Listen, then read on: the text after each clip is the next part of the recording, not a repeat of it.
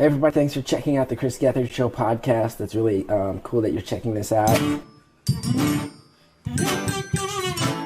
We're about to do, I think, the dumbest show we've done in years. His life would be trashed! And you better believe I'm trashed. We are scrappy trash people. What's the point of this show? I just turned it on. We've always been with this show. We've always been trash people. We will always be trash people. It's true. This doesn't feel real. Hello! Hello and welcome to We Are Trash People. That's right, it's the podcast where I, Emily Pineapple, and I, Forrest, keeper of the cannon, talk about things that are in some way related to the world of Planet Scum, Chris Gethard's Twitch-based comedy extravaganza. I wanted a better word than network. Extravaganza. Extravaganza?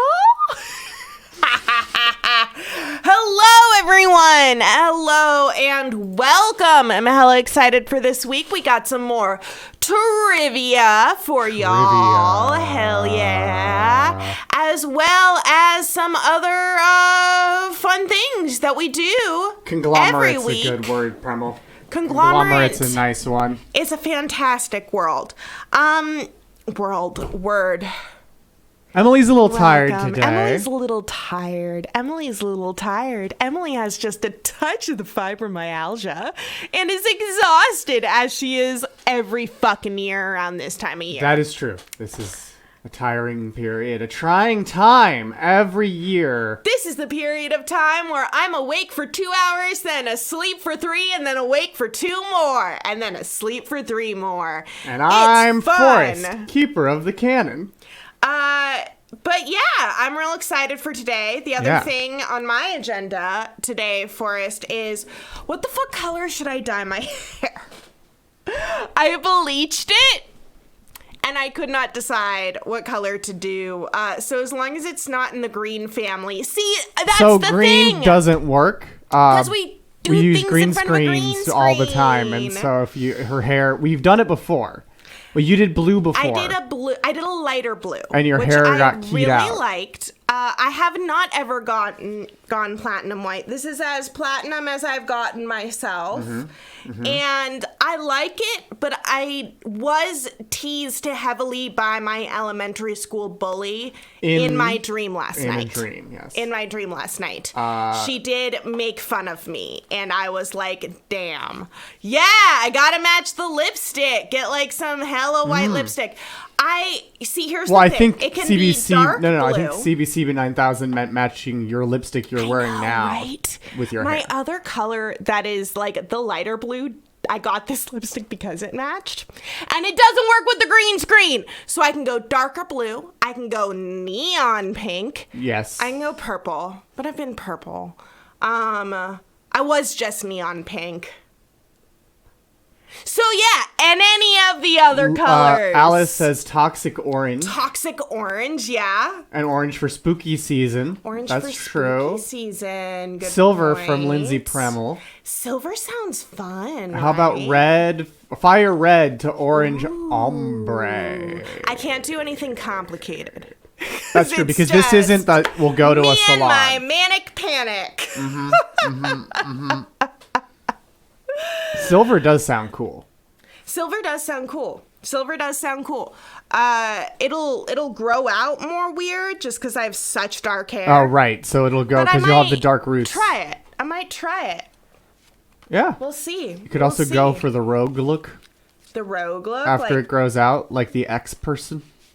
The X person just having a bunch of gray tips. The white streak down the center of the hair. Oh, the hell white streak. Yeah. Not just the tips. I'll just be a skunk. Yeah, like a skunk hair, exactly. Hell yeah. I'm here for that. But you know what else I'm here for? What? What?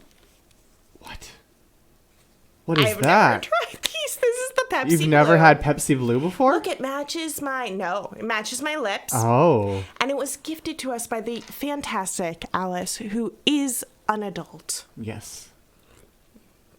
This is horrible. What an attractive drink. Can I see it? Yep. Let me try it again. We'll see. I'm going to get thirsty and I'm going to drink it, but oh my God. Oh, that takes me back. Right? I takes me kind of back. want to do skunk hair.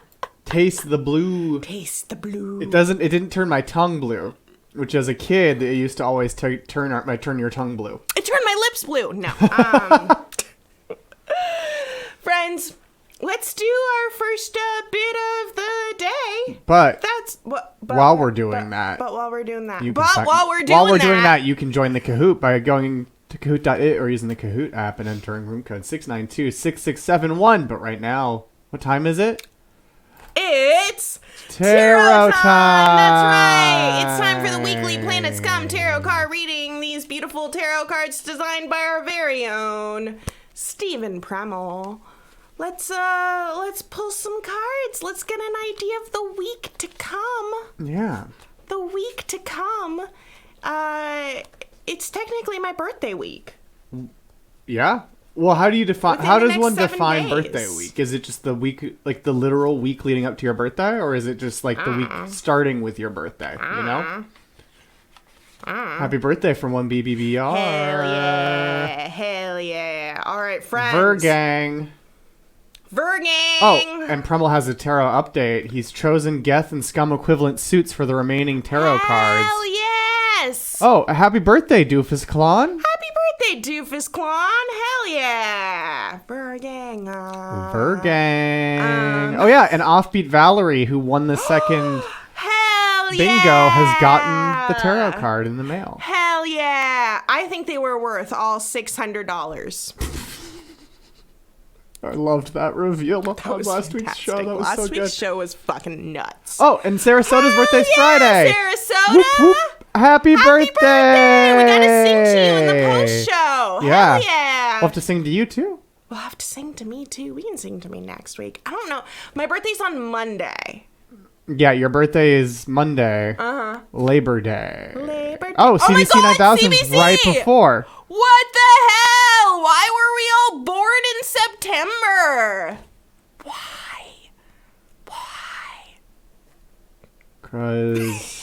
Because our parents Christmas? got married around Christmas. Or Well, Hanukkah or whatever. Or reproduced around that. Yeah, it's not marriage. Yeah, necessarily marriage. exactly, Alice. A lot of horny parents ringing in the new A year. lot of horny parents. Which ringing in. Doofus Clon also put it out on the Discord earlier today, apparently. I love that. As I'm a here November for it. baby. Presumably Valentine's Day for me. But this is the card that gives us our snapshot of this week. And damn! Oh! For a snapshot for a birthday week of so many of us, what better card could we get? I don't think there is a better card. Googie, based than on the Googie. Fool. Is he about to fall off a cliff, or is this all a part of an elaborate clowning routine? Good question. I think the latter, but perhaps a little bit of the former. We're going on an adventure, friends. We're going on an adventure. We are exploring new things. We have all our experiences in our little bag, but we are ready to find joy and excitement in this world. What a great card for a week, right? Absolutely. That's an amazing portent. Now let's look at our bad side of the week. Let's see how things could go wrong. What challenges we might face. Face. What challenges we might face? It's the Terminator where you're gonna face the Terminator, y'all. Do whatever. I only watched Terminator 3. I only watched the really bad one, and it was really funny. Not the worst one. Really? Yeah, there's the Christian Bale one is apparently one of the worst ones. Oh. And the one after with the doctor with Matt Smith. Let's take out what's getting in our way this week. Oh, it's the Queen. Wow. The Queen is getting in our way this Doofus Clown week. really liked A Salvation. little bit which of a was the Christian Bale one. detractor. Oh, really? But did not like Genesis, which was the Matt Smith one. Matt Smith isn't a Terminator? Yeah. Who didn't tell me this when I was watching the fucking third one? What was after that? Behold, the Queen is in our way. What could the queen mean as a detractor? She is a person who's there to help us, who's there to guide us on our way, who's there to help us develop our ideas, who's there to help us network. Look at all those phones. And put us in contact with people who can help us, things like that. As a detractor, I wonder if this could mean that we are waiting for this person. We are putting an over-reliance on this person and the idea that this person will exist, that we'll get some sort of aid on our journey, that there will be someone who's able to tell us, not just do A, B, C, D, like, and then you're good to go. Like, no, that person doesn't exist. That person doesn't exist. I didn't know that person didn't exist until I was working with you. That's true. And I was like, oh, fuck. It's also, no one knows what they're doing. It's also one of the great points that Lose Well makes. Yup. And let's see what our worst case scenario. Oh, interesting. That's interesting. We got the law. Yeah. The law. Look at him. He's thinking. He's inspired. He knows something. Look at that halo of inspiration. Some real shitty laws getting in people's way today. But yeah, he's inspired. But as Alice says and Steven says, look at him. He's all tied up. Ain't shit he can do about it. Ain't shit he can do about it. Why? ACAB. ACAB. I wonder if this represents that, like, perhaps this over-reliance on a desire to be on some sort of track, to have some sort of guarantee or authority, letting us know what's going to come next and what we need to do to succeed, is just going to lead to us being trapped in whatever thing they are telling us to do, in whatever track or career or behaviors or classes that, you know, they're probably doing their fucking best. If you have someone like this, everyone's doing their best except for the law. I like how that resonates with the discussion on last night's Mary Houlihan's painting party too. Yeah, where there was the whole thing about like realizing that like a life in the arts isn't necessarily just going to be you get the big role and then you're set. It's going to likely be pulling together things in your own like unique way. Yeah. And the idea of a career in the arts itself is such an interesting conundrum, because it's like art very specifically is a human thing. It's extremely human. Careers are also... Well, careers are capitalist. That is true. Careers are something that we as humans have designated upon ourselves rather than something emergent. Wizbeth just walked away from their career in the arts.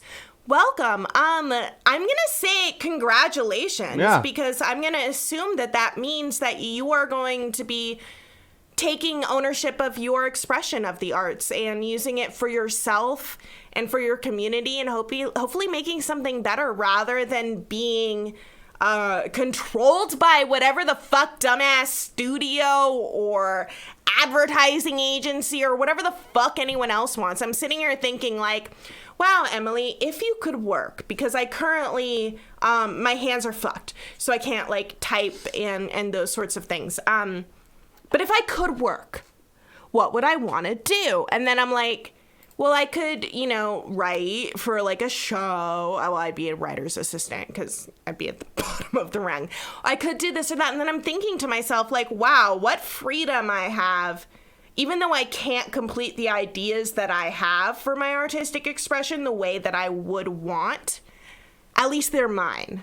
And those are the only ones I can focus on. But like, at least I get to focus on them. I don't have to feel this pressure. I suppose I do feel this pressure, but I don't have it directly from a person being like, this is your job. It's your job to... I had a film professor. I took like one film class and it was so good. He was really... He buys horror movies. Like his job is as a buyer of horror movies that American studios will then remake. He loves horror. He loves comedy. Very happy to move on and figure out things. Yes, careers are overrated. And sometimes, I don't know, I feel like in village life, like if I get my ass up, like help my buddies make some, fabric, like tapestries, I would be fiber arts. I help them make some clothes. Like, that's part artistry, but also I see Jeff down the row, like, fucking wearing them. And then I spend the rest of the day carving shit. Oh, Jeff's wearing them. Jeff's wearing them. Jeff's wearing them. Art. Oh, sweet. Cool. I've never actually woven anything. I've always more crocheted, but I always knew that, like, were I... To be in a situation where we're hand making our own shit. Yeah. Before my hands were shit. Damn, I would be... We all think that would be really cool if we went back in time because we're like bringing the technology with us. No, we're not. I don't think I'd be cool if I went back in time. But I'm a quick learn, so at least they could set me up in a seamstress shop while I learn their fucking language. I used a loom once. Did not go well. Looms are cool. It did not go well. I was not good at them. They're so complicated. Yeah? The coordination really cool, required Wizbeth, interesting. Post if you feel comfortable, if there's anywhere where you have art, please post it in the chat right now. Please post it in Plugs thread. Yeah. But also right here in this chat and in the post show, we do plugs. So also, like, I would love to see your art. When I was making the loom, Wizbeth is at Wizbeth on Instagram. Wizbeth on Instagram, fuck yeah! But when I was using a loom, it was in my high school, and my scarf ended up being this long because that was all I was able to get done. That's not cool. Yeah, sustenance living is extremely difficult. Oh wow. Your family sent you back to your ancestral islands that had no electricity and water to live. That's not cool. Yeah, subsistence living is incredibly hard and incredibly unpleasant. Yeah, no, that's why I don't think I would be doing better in the past. For a lot of reasons. Like past that I'm imagining, it's this beautiful utopian little like. So it's the Shire village. It's literally the Shire. I would love to go to the Shire. If I could live in the Shire, that's great. Like if I could live in like a village that's like very well off. I was like everyone, has stuff, but like it's back then, so we still have to make our own clothes. I was made for Hobbit life. It's always good to be rich as fuck, and it always has been, unfortunately. I mean, it was a fun time, but it was like waking up every day, going out on a boat, and then catching fish for 6 hours, and then coming back. Yeah.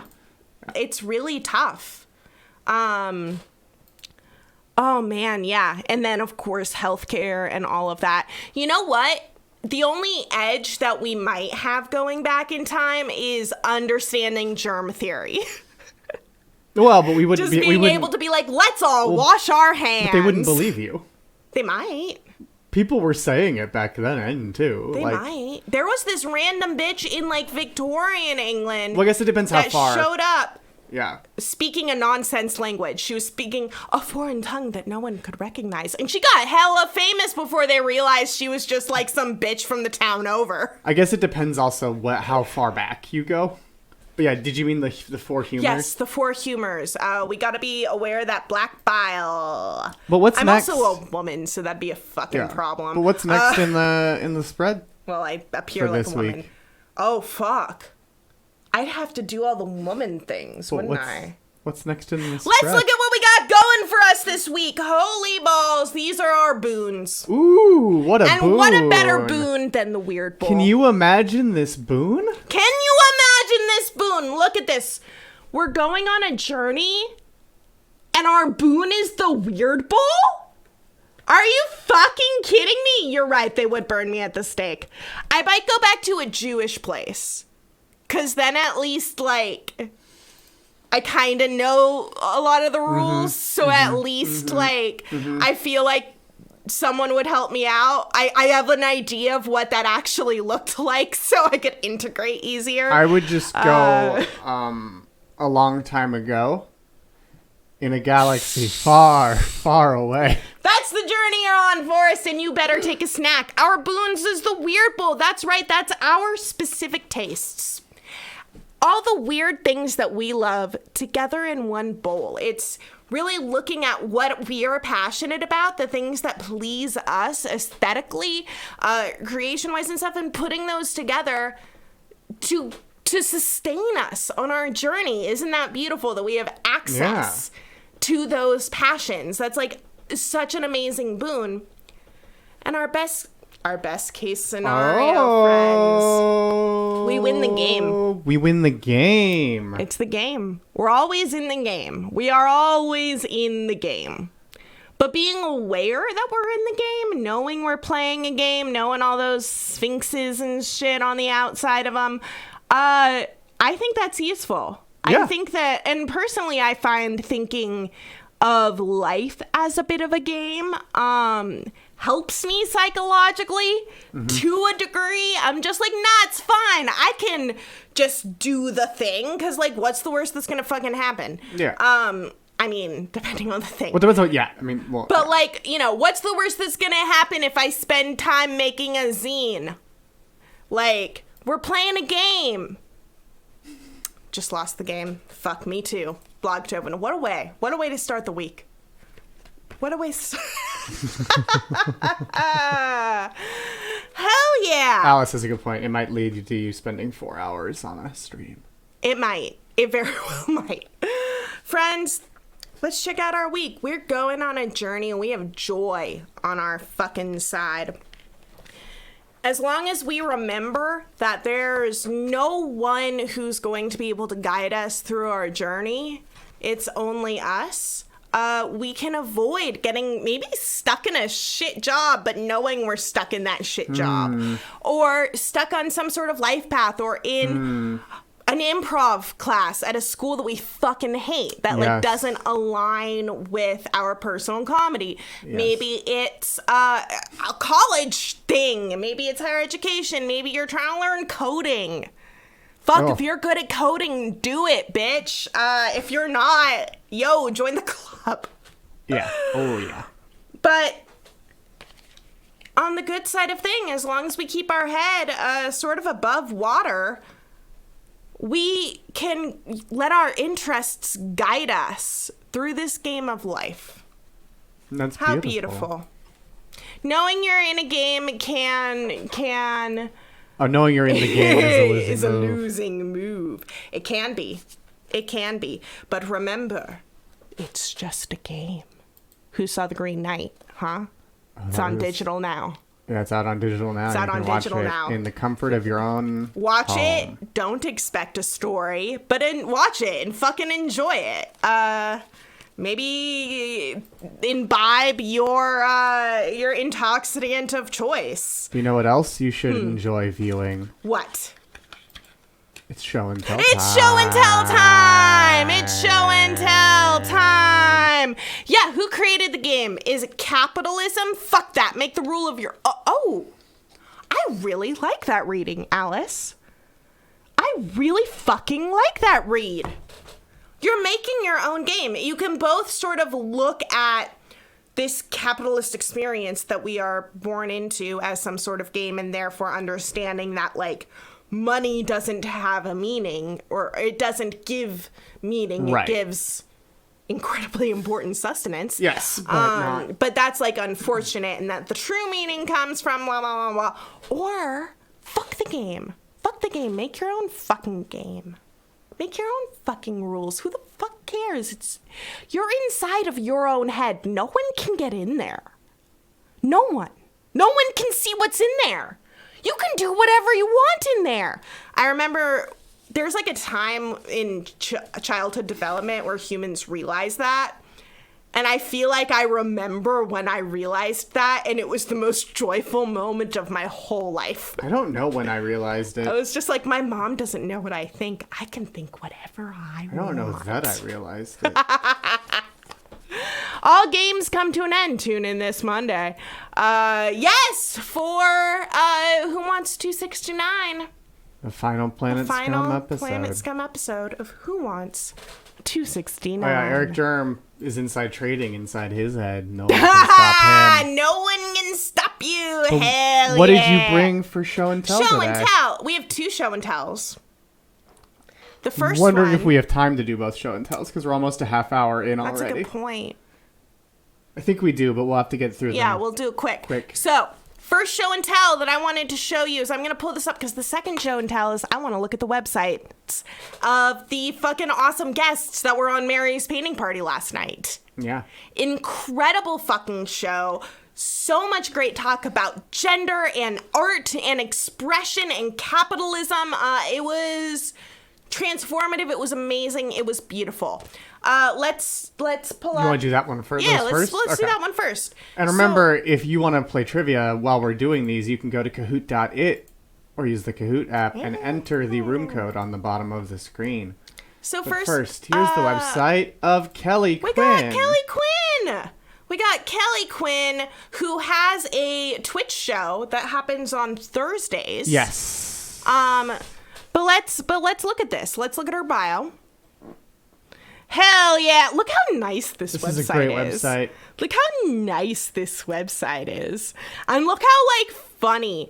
She's a Missy Elliott super fan. Yeah, from Spotsville, best known for being the place where Stonewall Jackson lost an arm in 1863. Hell yes. Hell yes. Let's look at writing. What kind of links? Some Reductress articles. Oh, hell which yeah. Which are Kelly's published online screeds. Hell yeah. I love me some Reductress. Fuck, marry, kill game among friends yields troubling results, and how I made this uncomfortable race conversation about my attraction to Idris Elba. Wow. I love that. And yeah, as Lindsay's pointing out, her Gushers art on yesterday's Mary painting party was incredible. Fantastic. And then here's all her videos. Oh, fantastic. I love Straight this. marriage. I love this. These are, yeah. When a person just puts all their shit in one place it's so that we so can nice. Peruse. And here's some Fucking press. love it. She's been written up in the Daily Dot, Bustle, Mashable, Fast Company, and on Vulture. And her upcoming shows include her Twitch show, Eating Shit and Loving It, which is Thursdays at 8 p.m. Pacific? Probably Eastern. Because yeah, you think? New York. 8765. So that's 5 p.m. It's 5 our time. Perfect. That's right before And that's Kenny's. at twitch.tv/comedy_commons. Y'all, we just figured out your comedy block for tomorrow. That's right. You're watching Eating Shit and Loving It, and then you're watching Kenny's with special guest Chris Gethard. That's right. That's right. Now let's check out Harold Knight. Faria. Faria! Here we go. Hell yeah! Faria Khan! Hell yeah.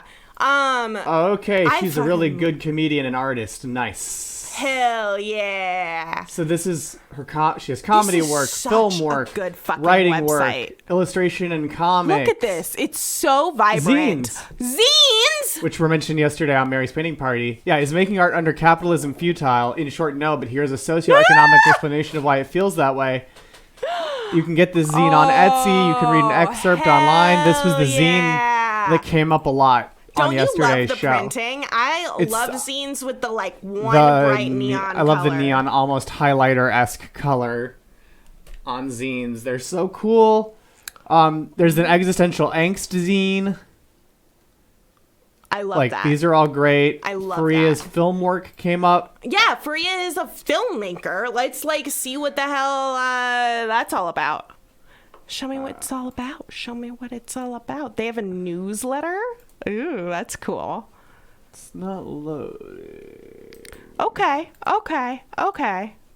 So, Faria-con.com. It looks like the website may be having some issues.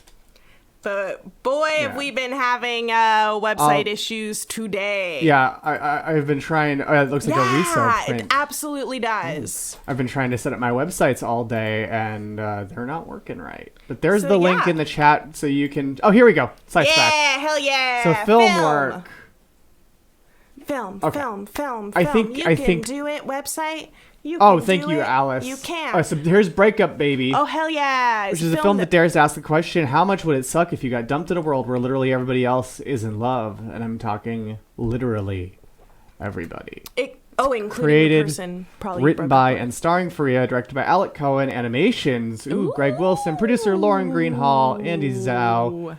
The Zoo, director of photography, and original music by Hugo Fowler. And Vulture says, Faria Khan writes and stars in this absurdist little short. Ooh, I Fun love execution absurdism. aside, the real story here is Khan's enchanting on-screen presence. She absolutely has She's it. achieved a seemingly insurmountable feat by somehow cracking a new shade of awkward, stonery, lovable aloofness. Just when we thought we'd seen every color in that rainbow and heard every change in that frequency, she's gone and changed the game. Ooh. We have to check that out later. Yeah. Here's some stills from it. Hell yeah. So check that out for yourself. And as Planet Scum Live points out, there's a million familiar faces in it. Ho ho ho. So everyone check that out. I want to watch it. I want to Maybe watch it's it something too. For a We should do an Saturday episode. Not Live. Oh, that could be cool. No, we can do an episode. But we could also do an episode just about like Faria. So Bryson and or Jess. Writing work, illustration, and comics as well. Just so many cool art forms here on Faria's website. Oh, and a shop as well. Oh hell yeah! So let's check out. Oh, Faria has. Oh, it's the Etsy shop is just it's the zine. Yeah. And there's Which there's I really want. Oh yeah, you wanted to check out the newsletter. So the newsletter has essays and comics exploring capitalism and a search for meaning. Existential-ish. It's existential-ish. Let's get this bread. Essays and comics by Faria. So you can sign up for that newsletter right on Faria's website. Hell yeah. Hell yeah. I'm really excited to like really dig into that website. Me too. I'm excited to dig into both because both websites have so many other things that we just haven't been able to take a look at with our more surface level dive. But you also have something here in person to share. Just a little thing. Why? Because I want to do it. I want to do. It's really goodish. I love that. What did you want to share? These might be haikus. I'm not entirely sure. A cowboy dollar zine. Ooh. We got this nice little hand-shaped zine of 2 pages, half pages that are not stapled together, which I adore. And then you open it up, and it's amazing, fun collage art over haikus. Baby dunk diver, a safety belt on wheels, twice as many beans. And they're all cut out. They're like sentences cut out from magazines. That is really cool. Isn't that fucking fun? That's a really cool way to do it. Isn't that amazing? Like, I really want to do this. I really want to find a way to do it, like, collaboratively. Yeah. And I kind of want to do it for my birthday. So we'll see. Yeah, we'd have to get some sources together and assembled ahead of time and never misses, scan. never quits. So that Best friend is simple. Yeah, it's never like misses, never quits. Except maybe you. Yeah, it's like a random haiku note. And I'm really into like how sort of degraded all of the pictures are. Let's look up cowboy dollar zine. It's like, it reminds me of William S. Burroughs' cut up method too. Cowboy dollar zine. I wanna see who makes these because they're cute as shit. I got them at our local zine store, Silver Sprocket. I got a lot of things for show and tell. And once again, the only link that's coming up is Silver Sprocket. Silver Sprocket. Who is Cowboy Dollar? They have an act. The Nice Guys Cowboy zine Dollars. is by Valerie Rose and friends. It was self-published. Censorship will not be tolerated. Yeah, it was self-published by Hell Valerie yeah. Rose, whose Let's check 'em Instagram I see. So let's show that off. Hell yeah! This is Black the Lives artist, Matter.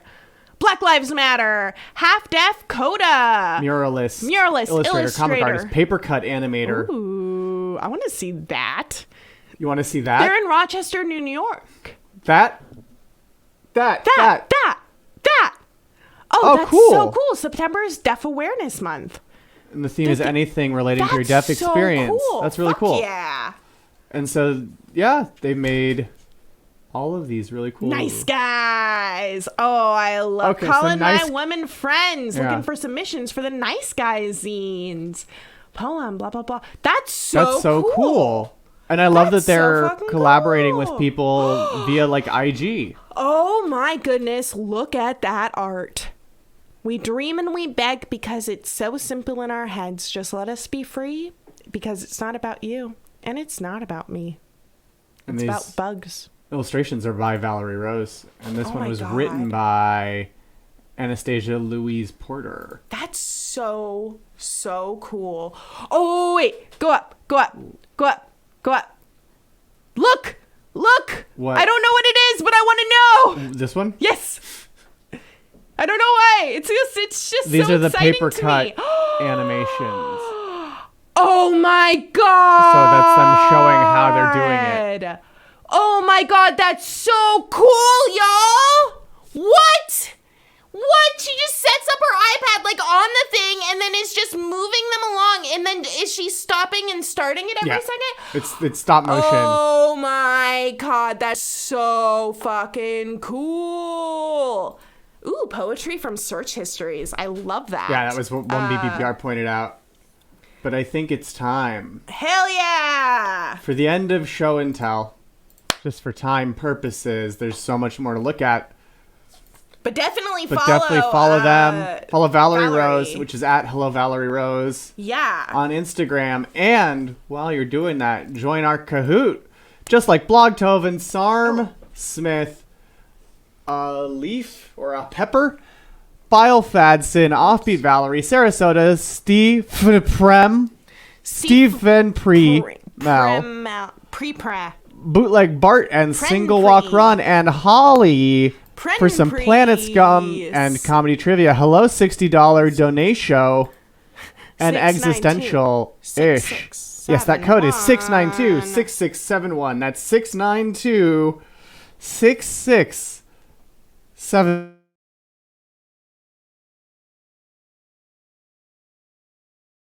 You are in. It's checking my nickname. Yeah, okay, you're in. There's pineapples. You can join once the game started as well. And there's 20 questions, so even if you join a little late, there's still plenty of chance for you to win. Hell yeah. So let's get started with question number 1 in 3, 2, 1. Here it is. Weird Al's song White and Nerdy appears on which of his albums? Polka Party, Running with Scissors, Straight Outta Linwood, or the TV album? All real Weird Al albums. Doofus Clown points out they've joined late before and won. And so can you. 9 of you got it correct. In fact, it is Straight Outta Linwood, which came out in 2006. White and Nerdy was Weird Al's first and only Billboard Hot 100 Top 10 hit. It debuted at number 28 and peaked at number 9, and it was also the first time that one of Weird Al's singles was certified platinum. And as a fun fact, Key and Peele are in the music video. They're at the very beginning as the guy's judging him from a car because he's just too white and nerdy. Just too white and nerdy. Let's see who's riding their segue to first place by going to the leaderboard where $69 donation is in first place. Offbeat Valerie is in second. Emily's chair is moving me back, and Bootleg Bart is in third. Bootleg Valerie! My brain shorted out for a second. And I'm grabbing it's something else? a drink that isn't. Bootleg Bart is in third. I love you so much, Alice. Thank you so much for this drink that I'm Mel is in fourth, and Holly is in fifth. As we bide time for Emily to go grab her drink, which she has done. Hell yeah. And with Emily has returned, so let's go to question number 2. Soda water. This is true or false. One of the Happy Days spin-offs involved Fonzie and the gang traveling through time. Is that true or is that false? Happy Days, of course, is this TV show set in the 50s but made in the 70s, which, by the way, if we made a show with a similar time gap now, it would be a show about the year 2000. Oh my God. And actually, it was inspired by Love American Style, and Ron Howard in that inspired Ron Howard getting cast in American Graffiti. Hell yeah. And it's true, the Fonz and the Happy Days Gang was a Hanna-Barbera show where Fonzie, Richie Cunningham, and Ralph Malph travel through time with a dog named Mr. Cool and a girl from the future named Cupcake. Over the course of their adventures, they meet King Arthur, Medusa, and more.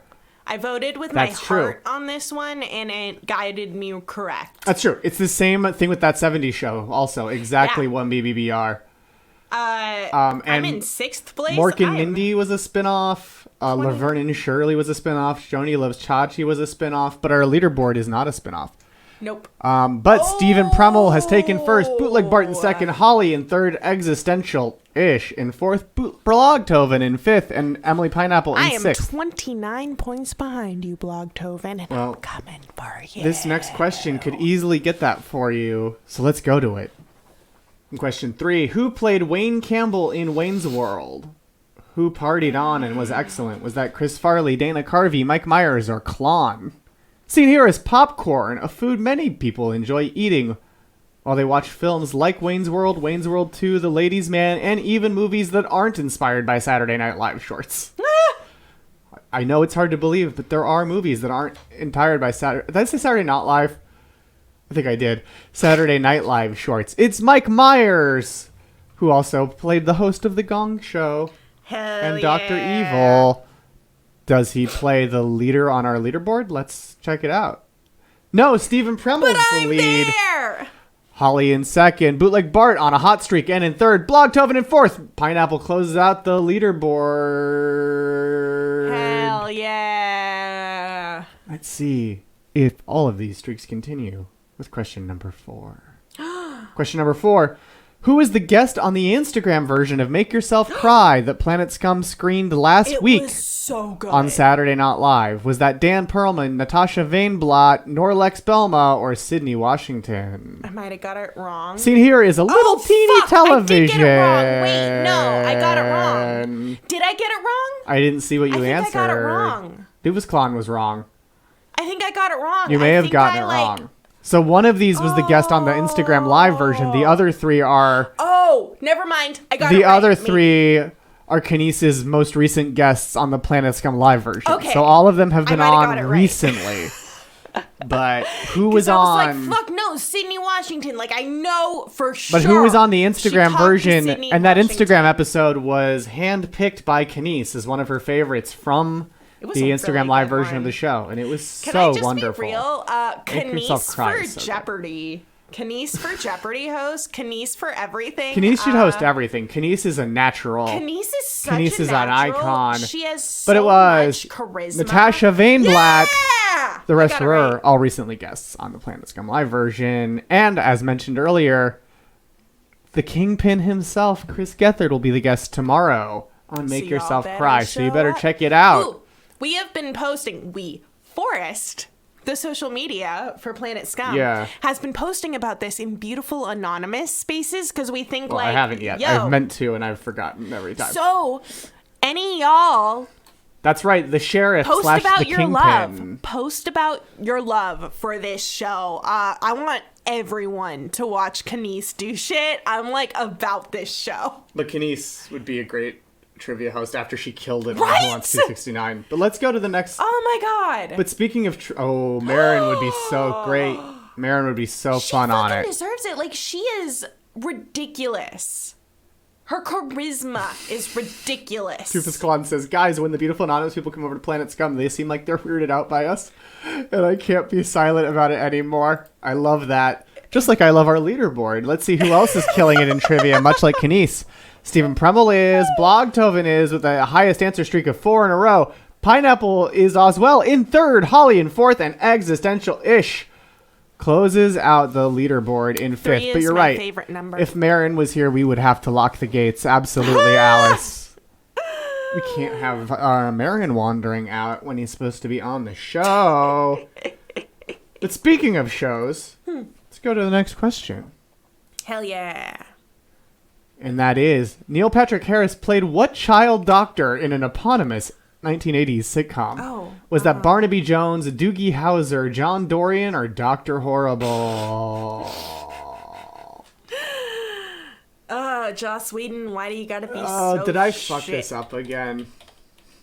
Someone said 80s question mark? No, I didn't, because it was founded it started in 1989, so it is an 80s sitcom. Oh, yeah, it is interesting to understand the lack of Gethard audience crossover. It's really interesting. I think it's because he's a trickster god. Don't you? I understand your point, though, 1BBBR. It is really more of a 90s sitcom. Questionably 80s. But it started in 1989.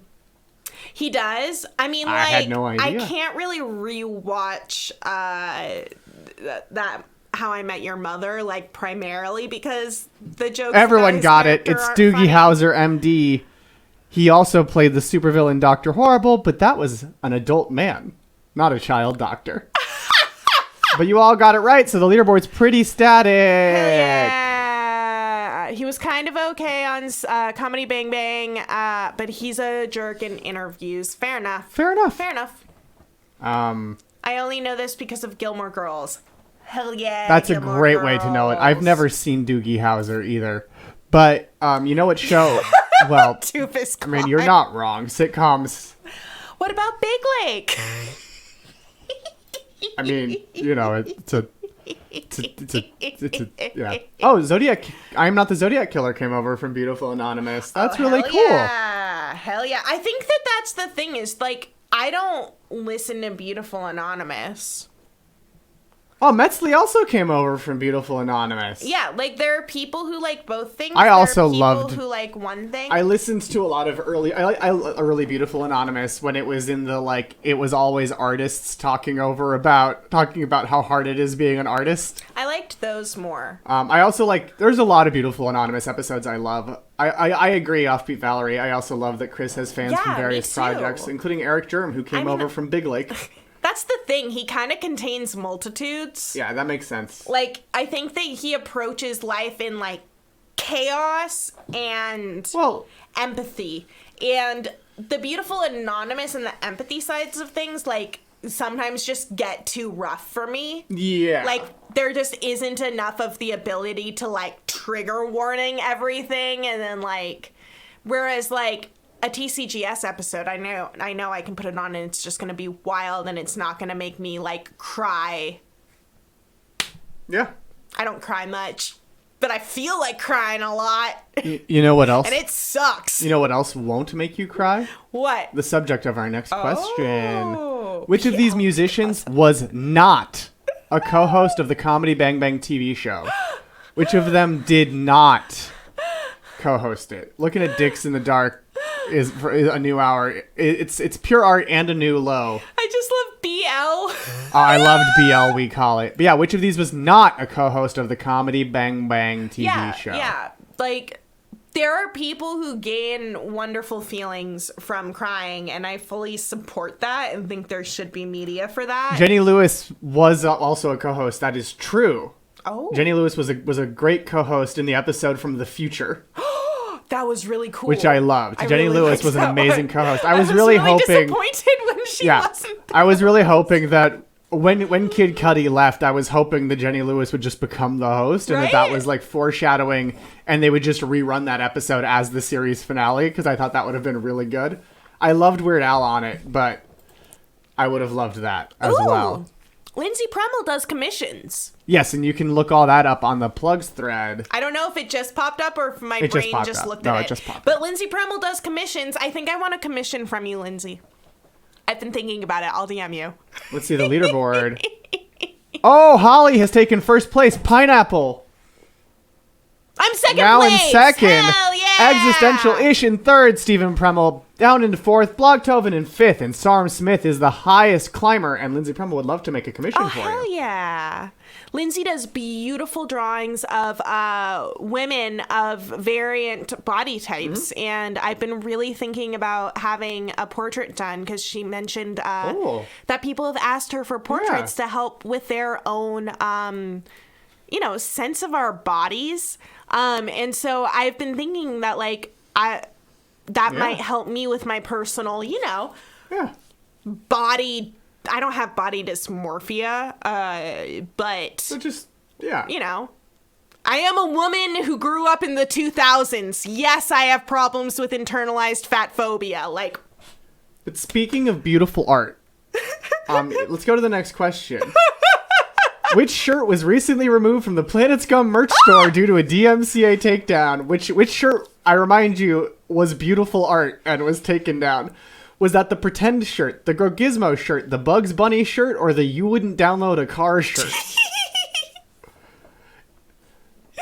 Me too, Yeah. Stephen Premmel. Me too. Yeah. 14 of you got it correct. It was, in fact, the pretend shirt. The Grow Gizmo shirt was not recently removed due to a DMCA takedown. That was a long time ago. It may have just been one person who hates fun who keeps reporting it, which makes me I just sad. want you to also, I recommend checking out Crawley's response to the takedown, because Crawley had an amazing takedown. Lindsay, I think you're right. I think you're absolutely Oh, right. yeah. Like even people like a number of my guy friends who were always men have started talking to me about it, and I'm like, that's so fascinating. Like, Doofus Clon has an amazing conspiracy theory. oh, because he's jealous of the Georgie Porgies? I love that conspiracy. It's not true, but I love it. You Honestly, know what else I like, love? in my brain, the Georgie Porgy audience is like, they are together a Grow Gizmo, and they're like a baby Yoda, and I want to give it a big hug because they're just such plushy, like, nice. I love them. I also don't know who. No, who- we don't know. We don't Well, know no, who. I don't We know. I don't know know. who has the rights to a Oh. map of Manhattan. That's what's confusing to me. Is it's just a map of Manhattan? Did like New York State do it? I don't know. Doofus Clon. Doofus Clown says someone should call into the show and blame Chris, and he'll Venmo you $5. That's a good bit. That is a good bit. That is a good fucking I would bit. also love that, Lindsay. Yeah, a plushie Grow Alice, too. Gizmo would be so great. Right? Oh yeah, and Alice also suggested it. Thank you for highlighting that. Hell yeah. Let's see the leaderboard, because so many of you got it right, but who got it fastest? Oh, Pineapple now in first. Oh my god! I wonder why Emily would be extra aware of which shirt got taken down. Existential-ish in second, Stephen Premmel in third, Blogtoven in fourth, Holly in fifth, and 3 players have the answer streak of 5 in a row. It's one of those things where it's sad. Like, I have been having more dreams about being bullied since that happened, but no one can stop it. Like, we're a force of fun. We are a force of fun. Like, can you imagine? Like, there is a parade going on, and Connor Ratliff is leading it. You know what else? Do you think that anything can stop that parade? Do you know who else is a force of fun? Who? The subject of our next question. Which member of Weird Al's band also created the original version of WeirdAl.com? Jim West, John Bermuda Schwartz, Ruben Valtierra, or Steve J? These are all the real band members of Weird Al's amazing backing band. I voted with Which my heart. I definitely recommend Right? watching. If you ever see him live, Oh my god, you'll they're have a so newfound fun. just his band is so impressive. They're incredibly Okay. impressive. They've clearly all been So playing Jim together West is one of his forever. guitarists. John Bermuda Schwartz is his drummer. I think Ruben was an voted that early 'cause I like his guitarist, name. and Steve J was also a guitarist. I'm not. I And you was got it right! correct. It's John Bermuda Schwartz, and he also helped a Weird Al fan build a fan site Yes, and there's a great comic book called about it. Weird Me, which is by Kelly Phillips, and I highly recommend checking Mm-hmm. out Weird Me because it's a great example of how supportive and empowering online comedy communities can be. Yeah, and the kind of relationship, the way that it. I've been thinking a lot. I've been thinking a lot about audience and performer, and like the breakdown between audience performer that Gethard was really on the forefront of with TCGS, and how that's just continued with the landscape of media today. I'm Not the Zodiac Killer pressed in the middle of the screen. And it worked! And it worked! Let's see who else it worked for by going to the leaderboard. Hell yeah! Pineapple holding on to first with an answer streak of 8 in a row, and that was question 8, so Pineapple has aced it so far. Stephen Premmel in second, Holly in third, Existential-ish in fourth, and Bootleg Bart in fifth. Hell yeah! Let's see if your streak continues with question number 9. The way you said that makes me think I won't know. Before this. starring in the Mary Tyler Moore Show, this. Mary Tyler Moore co-starred as Laura Petrie on which iconic black and white sitcom? Was that Bewitched, My Mother the Car, The Dick Van Dyke Show, or Karen? I'm voting with my heart. All of which were real sitcoms. Not all of which were black and white, though. Ooh. So if you know classic sitcoms, that's a bit of a hint. Sarm knows. Sarm knows. Sarm knows. Sarm. Doofus Clown watched this show earlier this year. 10 of you knew it was the Dick Van Dyke Show. The Mary Tyler also, because some of this chronology stuff has been a thing I've gotten wrong before. The Mary Tyler Moore Show was created in 1970, and she starred in the Dick Van Dyke Show from 1961 to 1966. Karen was a sitcom that I had never heard of until I looked up a list of 60s sitcoms. Oh yeah, Griff watched it earlier this year too. Sarm has a really sick TikTok. There was also Sarm, I've been Sarm's digging TikTok's the fuck out great. of your TikToks. I loved the O'Reilly's Auto Barts. Bow! That was really good. And I hit the like button right on the bow! Because it felt like the thing to do. But yeah, the Dick Van Dyke Show is great. And there's even an alien in it. There's an episode of there's an episode of the Dick Van Dyke Show where an alien just arrives.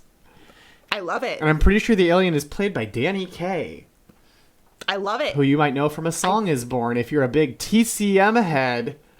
Oh, and if who are they? Who are they in A That was the Song Is professor. Born? The lead professor, romantic interest. Yeah, he's a cutie. And if you're a big Turner Classic Movies person, sound off in the chat about the new set and graphic design layouts coming to TCM. I'm sure many people who don't adjust well to change are going to be very upset about it. Any old musicals? Yeah, if you know good garbage, TCM movies, tell us because we need them. Oh God, Emily's. My bubby, we're doing a thing where we do double features every Sunday. Mm-hmm. She shows us 2 movies that she loves, usually from what she watched earlier that week. And boy, let me tell you, they have been garbage. Do not recommend. Like, The Taming of the Shrew is like whatever, but it wasn't even a good play. Like, No, and The Rainmaker. The Rainmaker was just trash. The Rainmaker was so bad. Like, Yep. I don't want to watch Bubby's Features. I love it. Bubby Features. I love it. But let's see. But I don't love Rainmaker. Let's see who didn't trip on the ottoman on their way to the leaderboard. I did. Emily Pineapple did, but Stephen Premmel didn't. Stephen Premmel recovered just like Dick Van Dyke, as did Holly, Bootleg Bart, and $69 donatio. And Stephen Premmel's making a comeback with 3 correct answers in a row. Hell yeah.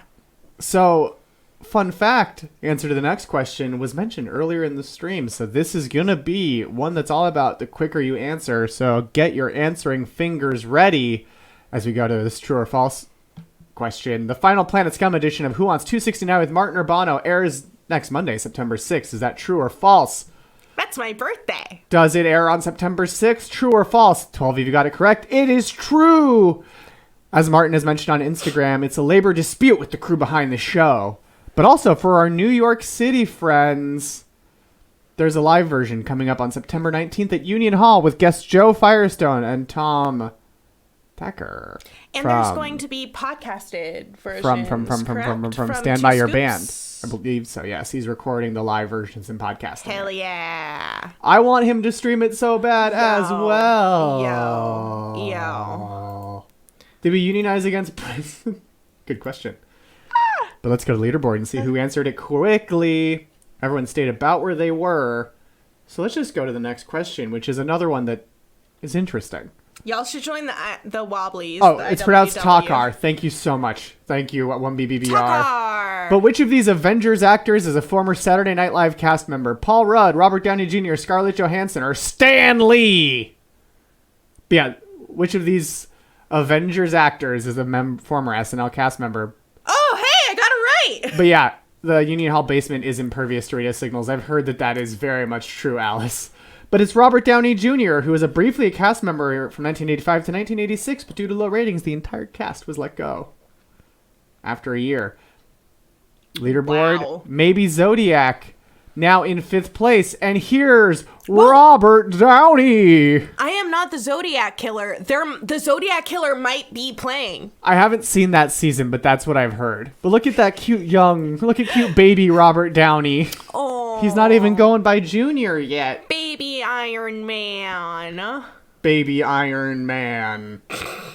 Iron Baby Boy. Iron Man. A non-Lorne Michaels. Well, yeah, Lorne Michaels was out on a season or 2. I think it was either the season where Lorne was gone, or it was the season right when he came back and was like taking cues from the Ebersol seasons, where they tried to get like Anthony Michael Hall and like some bigger named cast members to see. Oh, Lorne's out 5 seasons. Okay. They are trying something. Right, on that season. Because they're hiring all these... It's 80 to 85 where Lauren's gone. And they're trying... And then this one, they got bigger names, hoping it would draw people in. Because SNL was in a bit of a slump. And it didn't. But they weren't good. So it didn't. Well, I mean, it's not a sketch. Oh. Sketch is hard. Yeah, Sketch is you like have to such a actually specific be, like, skill good set. at it. You know what else you have to be good at? What? Answering our next question. Before his epic run on Who Wants 269, Canadian Mike Kaplan appeared on which episode of The Chris Gethard Show?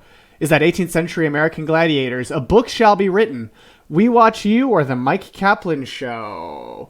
Which I of voted these? with my heart. I have no idea. Oh yeah, Eddie Murphy and Joe Piscopo make it go well for 81 to 83, but it's bad when they leave until probably that's 'cause 89. Eddie Murphy's really good. It's We Watch You, which was also the first episode of The Chris Gethard Show that I ever saw. And it aired on October 9th, 2013. It's such a good one. It's such a good one. I did not get this People one. call in and then the cast watches them. I love that. It's so good. It's such a good episode. That I was hooked as soon as I saw it. What an idea. Right? Like, what a thing to do. Because I was already a Mike Kaplan fan before I had seen it. Yeah. So. But let's go to leaderboard and watch who is on it. Pineapple's down in fifth. On it. Bootleg I'm Bart in still on second. it. $69 Donatio's hot streak continues at 9 correct answers in a row. Stephen Premmel in first. And Holly in fourth. Steve Prenprimo. Sorry, Steve Prenprimo. Mel. Let's see if Steve Mel's streak continues. Oh, wait. Doofus Clown's first TCGS episode was Alyssa's first episode. And they're watching because their friend had left for NYC to do UCB and said, you got to see it. That's so cool. That's such a wonderful origin story. Yeah. But let's Fuck yeah, Alyssa. let's go. Let's just go Fuck to the next yeah. question. Comedy Central. Which iconic LA comedy club was founded and owned by Pauly Shore's parents? Is that the Hollywood Improv, the Comedy Store, the Laugh Factory, or the Shore Family Chuckle Hut? Guessing. Seen here is Los Angeles. As you can see, because the sign says Los Angeles, which is also known as the City of Angels. And includes Hollywood. And yes, Alice Forever Cemetery lives in Los Angeles, as does, Will Hines and many other famous people you may have seen. But also, Hoffman. here's a secret fact you may not know. Many non-famous people also live in Los Angeles. I did for a time. I never did, but I have visited. But 13 of you know it is a comedy store. Sammy Shore and his writing partner Randy DeLuca founded the club in 1972, and Pauly Shore's mother Mitzi was a longtime owner of the club starting in 1974. I know, I couldn't believe it either, Sarm Smith. It shook me to my core when I learned non-famos were born there. Yo. That's right, Christopher Bale. We do a before show and an after show. And an after show. We are your cushions on each side of chaos. The Premmels lived in Koreatown for a year, and Duvascon lived there for 18 months. A great 18 months. Let's see who's living in the leaderboard right now. Isn't it crazy how it never gets dark in LA? Like, the sky just turns orange Because there's at so many night. stars that they illuminate it constantly. And 3 ones in the sky. And 3 in the sky. Like, literally 3 stars. That's right. We're the bookend, babies. It's been gray out this week, and you're not a fan. That is all of the West Coast. Oh, yeah. But Bootleg Bart is in first, $69 donation in second, Holly in a third, Stephen Premmel or Stefan Premel in fourth, maybe Zodiac? In fifth place, Pineapple has left the leaderboard. I'm 223 points behind you. Let's Maybe see if Zodiac. Pineapple I'm can- closing in. Can you retake fifth place with our next question? I just Dude, need who the knows? DNA Let's evidence, and I'm good. Find Got out. you.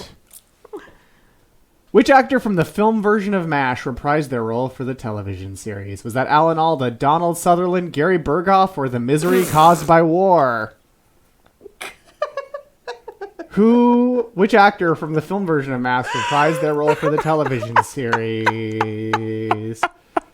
5 of you got it correct. It was, in fact, Barry Berghoff, who played Radar O'Reilly, who runs the Camp Radio MPA system. In the movie, Radar is a devious con man, but in the show, he's a naive farm boy who still sleeps with his teddy bear. Alan Alda was only in the TV version, while Donald Sutherland was only in the film. They filmed the pilot for a spin-off called Walter, but it never aired. And we're going to take a look at that title card. Barry Gergoff. Sam Smith beefed it. I beefed it too. But let's go to the leaderboard to see who beefed it and who didn't. Stephen Premel didn't. Neither did $69 donation, Holly or Offbeat Valerie. Here's the title card for Walter, which was about Walter returning to America after the war. The Korean War, which on MASH lasted 8 years longer than it did in the real world. Jazz fads in Montgomery. Don't you hate that? Don't you hate that? Mm-hmm. It is too many letters for this joke. It's also not the only MASH spinoff. There was also Trapper John MD and After MASH. But none of them did as well as the original. I've watched too many MASH reruns on TV Land. So let's go to the next question. This is one about the Chris Gethard show. So let's see who knows it. Who was the final random on the public access era of the Chris Gethard show? Was that Random Gene, Random Messenger Bag, Random Sandy, or Random Frodo? I think I got it wrong. Seen here? People watching TV. Some cool Zoomers watching television or sitting in front of a wall of televisions drinking sodas. 2 of you got it correct.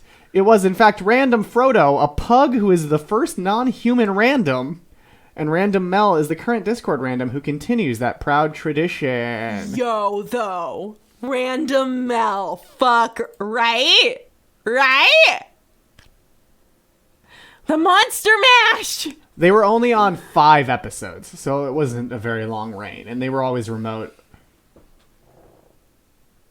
Hell yeah. It would be sneaky if you I put thought Random about Aaron. putting Random Aaron on there, but that felt like the Frodo one felt like the correct answer felt obscure enough because it feels I like didn't get it. Because like Random Sandy no-showed so much. But I thought it was Sandy. But that's the thing. I feel like the big answers are either Sandy or Messenger Bag, because Messenger Bag is like the last one that like really like was able to be there all the time. I do miss Julia. But yeah, Aaron wasn't on public access. That's why it would have been Trixie in the audience. I just thought that her Julia was so great on Sandwich Night too. Oh my god, her expressions, her outfits, everything. Yeah, loved on like it.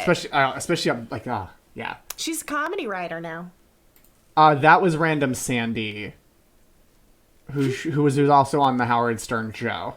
Oh, my regularly goodness. as the naked cowgirl, and is in the movie Florida Project. Well, okay. Oh, Random Manisha.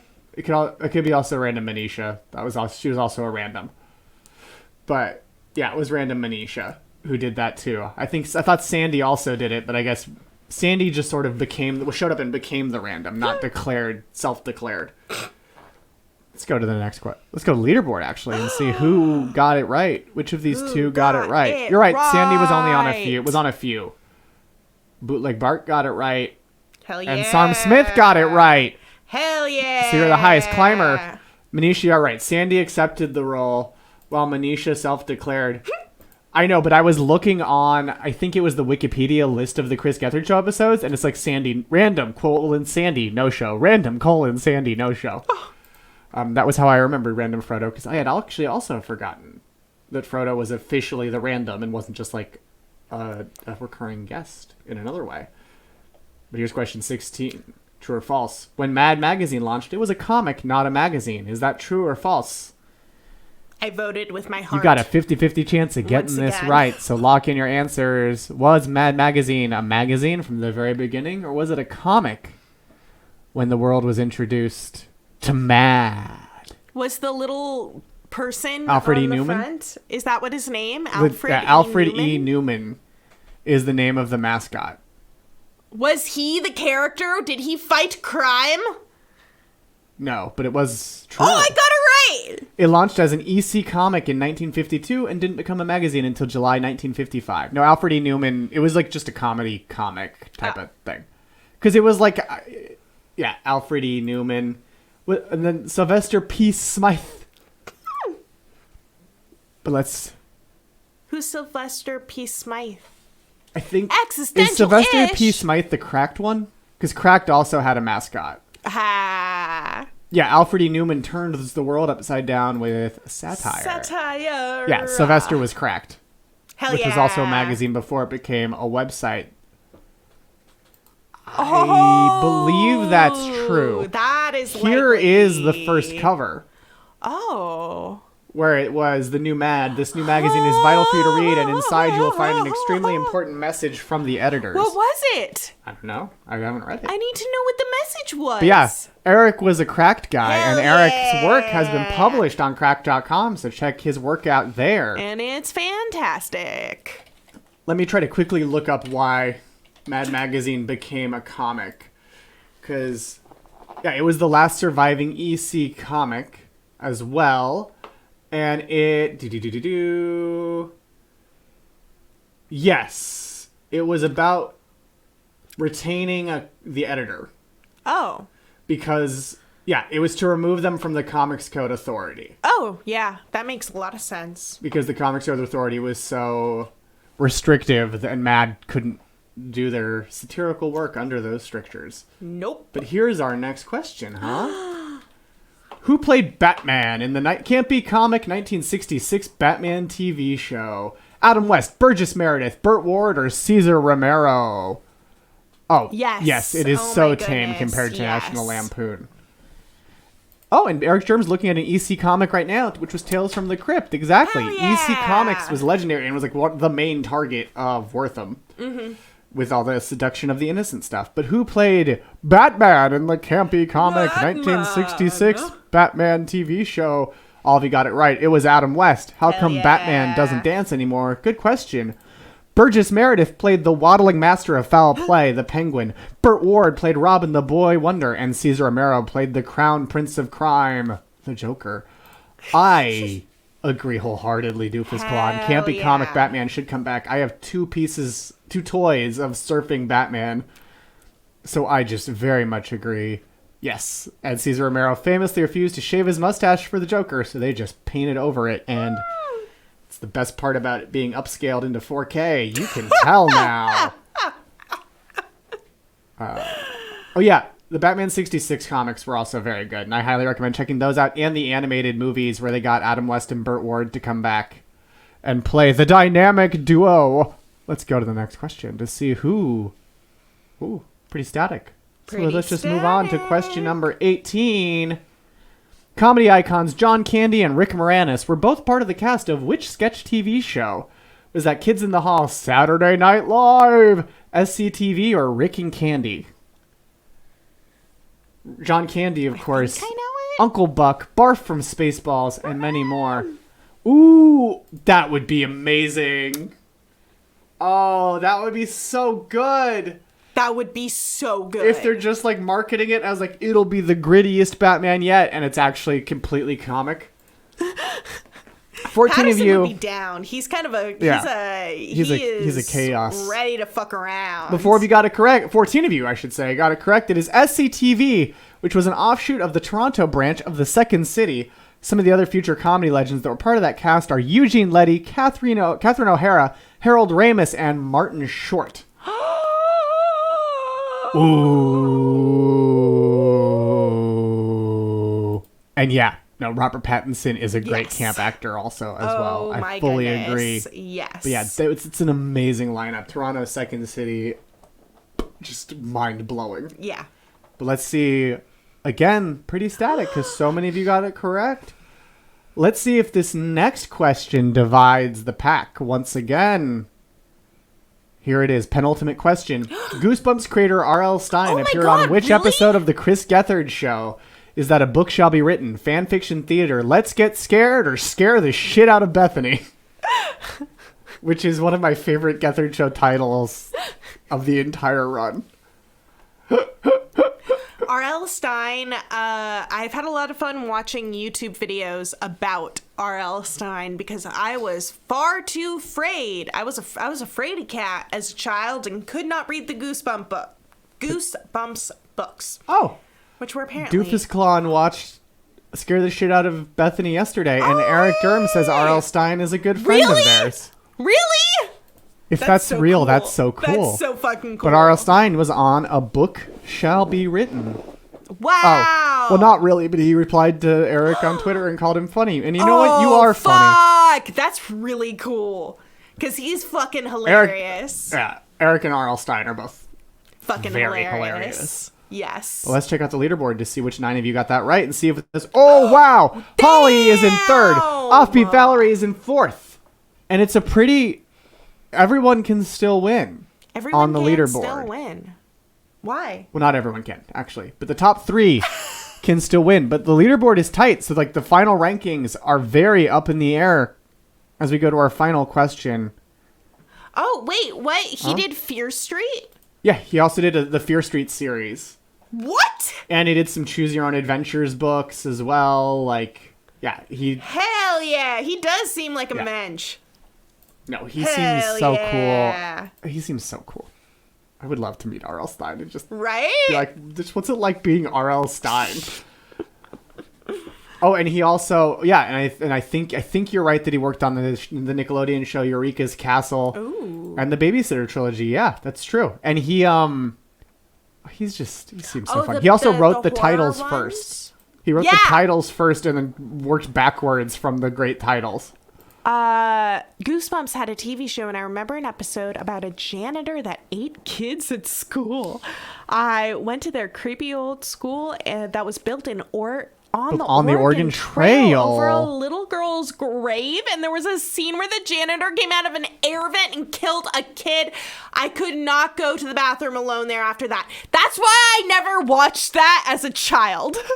I would have been way too scared. Like, it's a comedy thing, but the idea that something scary existed was like too much for my anxious little brain. I was legitimately scared of Godzilla as a little kid, so that would have been too much for me for sure. But the banner's off because it's time for our final question. Before Ben Stein was a deadpan comedy staple in the 80s and 90s, he was a speechwriter for which of these U.S. presidents? Did he write for Carter, Eisenhower, Nixon, or President Washington? Seen here is a podium with a presidential seal where some of Ben Stein's speeches were delivered. Doofus Clown answered too quick. 13 of you got it right. It was right. Nixon. He also was the speechwriter for Ford after Nixon resigned in disgrace. And Ben Stein also believes in intelligent design and has many other terrible opinions that you are free to Google. Oh my Jesus. Yeah. Yeah, he was also for Ford. Yeah, he was comms director for Ford as well. Ben Stein sucks, and I just wanted to take the opportunity to point out that Ben Stein sucks. Kind of feel bad about a little sliver of your childhood now, yeah. As is tradition, exactly. That's what we bring here on We Are Trash People. As is tradition. But instead of winning his money, let's just steal it. Yeah! Eat the rich, including Benjamin Stein. Steal from the rich. Evade your taxes. Fun fact, do you know who hosted Win Ben Stein's Money? Who? Jimmy Kimmel. What? Back in the day, before contemporaneous to the Man show, he hosted Was That Not Double Points? Looks like it was supposed to be, but it wasn't. Looks like it. Let's see who is in the podium. In 3rd place with 16 out of 20 correct. It's Offbeat Valerie. Woo! In 2nd place with 16 out of 20 correct. It's Holly. And in 1st place with 18 out of 20 correct. It is Bootleg Bart. And in 4th, it's Stephen Premmel. And in 5th, it's $69 Donatio. In 8th, it's Sarm Smith. Yeah. Wait. Hell yeah. What's nepotism? If it was nepotism, Emily would have won. Where's nepotism? Who's calling nepotism? Alice said something was nepotism, but I'm not sure if it's Jimmy Kimmel hosting Ben Stein's show or... Oh. Yeah, that's exactly true. Jimmy Kimmel talked on some podcasts for a long time about how satirizing masculinity doesn't work out when the audience is dull dudes. And I was like, oh, okay, it was a performance. That's really good to know. Yeah, it's the same with people... Fight Club? You know what's also funny? When a little gender confused me did not understand the satire of Fight Club and had to have my boyfriend explain it to me. Stephen Premmel beat me to it. It also doesn't work if you're Adam Carolla, because then you don't realize it's satirical. Because, and you know what? Adam Carolla ties it all together because I think that was him and someone else. I was going to say him and Ben Stein did a shitty documentary, but I think that was him and someone else who did a shitty documentary. They probably also did. Ben Stein did a shitty documentary too. But thank you all for joining us because thank you so much. You know, as you're going through life, if you doubt yourself, just remember, you're better than Ben Stein.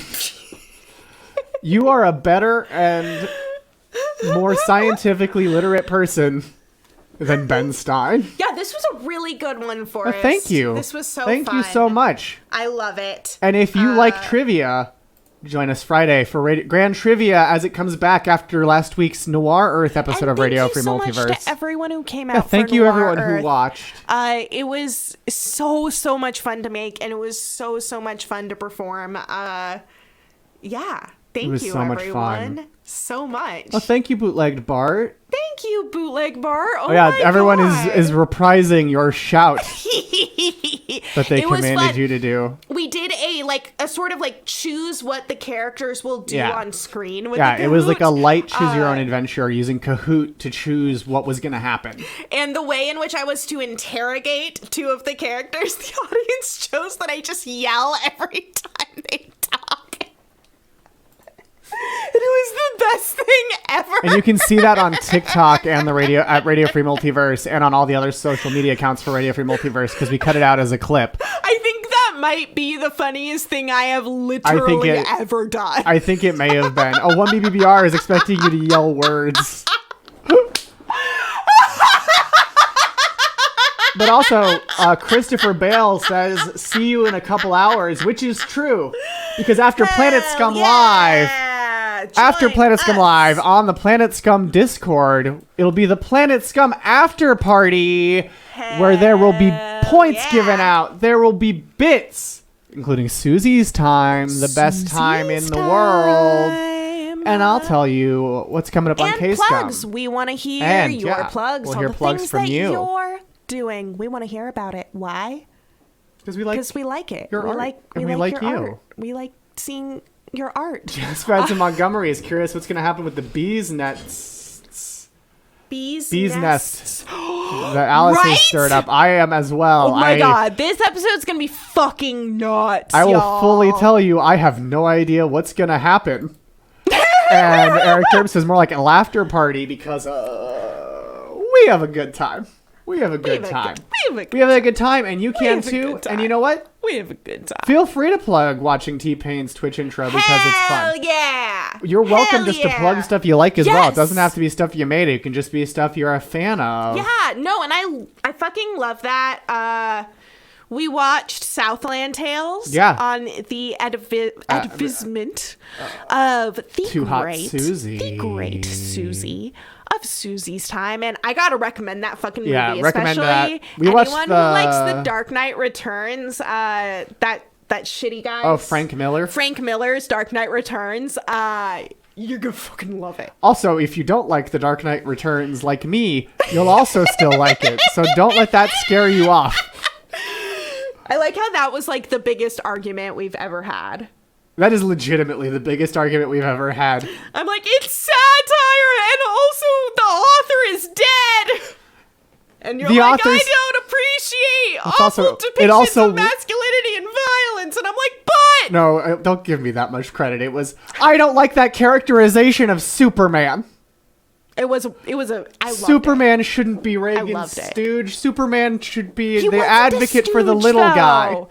You're right. He was not an advocate. I like for the little Superman guy. who threw corrupt politicians off the Senate building. The Kate Blanchett suffragette show. Hell yeah. I have many... Look, the two fictional characters I have the most opinions about are Superman and Luke Skywalker. And that's just a thing people have to know about me. And you're right. No, I don't have a problem with it as much now. But yeah, especially because it was written at a time when Frank Miller had... Well, also... a different brain. Exactly. No. Presumably, and so it was... I don't know. We don't have time to fully dig into The Dark Knight Returns. But no, It's I'm grimcore. It's like it's grimdark. It's pulpy. I'm also much more cool with alternate two takes on Superman now than I was back then. Now it's fine. we fought about it in a lift, and like no one could understand what the fuck was going on and why we cared so much. I'm like, how dare you? I still don't like it, but I don't. I'm cool with alternate. I don't like it for other reasons. Now, That's fair. Oh, I love Red Son's Superman. Oh my god. I don't Red know why Son is Superman so as good. like Stalin's Yeah, Red Son. puppet didn't bother me. The idea is that Superman landed in the Soviet Union. Well, he wasn't really Stalin's puppet. Well, and The same way he his wasn't arc really is the so U.S. good. government's puppet. I think what it is I don't like I like the text's version of Superman, but the like conversation around it is like I don't love it as much because I like the hint that Superman through the like Well, because he has to the really... wink at the end is Yeah. like carries so much weight, and It does. I also I He don't has know. a lot to deal with as Superman, as a person This was who also- is for justice and doesn't want to be Batman. Like, that's a Yeah, really exactly. tough spot to be in. This was between also the hot government off the and- heels of Man of Steel, so it was not a good time for depictions of Superman, in my opinion. All right, friends. Thank you so much for joining us. We appreciate and adore And I'm a all of Marvel you. guy. Why do I care this much about Superman? I don't know, but what I do know is We're gonna see you in the I like after show, both. but before that, we're gonna see you in the chat for Planet Scum Live. and you can talk to me in the call queue. Chaos reigns! Chaos reigns. Good night and good clown. I like Batman and Superman.